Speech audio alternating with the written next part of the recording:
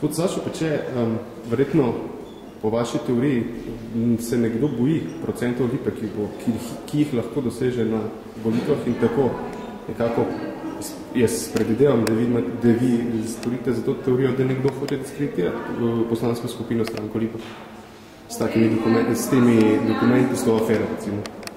Jaz bom tako rekel, v osnovi si želim, da se ljudje, ki imajo dokumente, ki imajo znanje in ki imajo vedenje, ne bodo ustrašati tega, kar je politika SDS storila konkretno meni z tem, ko mi je pripisala popolno nekredibilnost. Jaz verjamem, da moramo ljudje informacije, ki jih imamo, v primeru, kadar gre za čisto korupcijo, klientelizem in pa pranje denarja, te informacije posredovati čim širšemu krogu naše države, kajti v primeru, ko noben izmed organov ne deluje tako, kot bi mogel, je samo javnost tista, ki lahko ukrepa.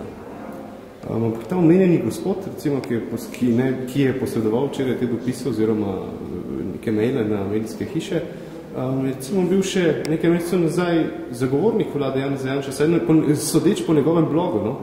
Zdaj pa član stranke Lipa. Kako do tega prišlo? Ne vem, kot sem že rekel, jaz se bojim, res se bojim te moči, ki jo ima predsednik vlade Janez Janša oziroma njegovi ljudje.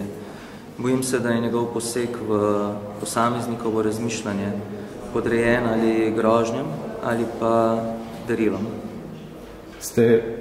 Vam je mladoletna oseba za stranko Lipa ali pa za vas ponarejala kakršenkoli dokument?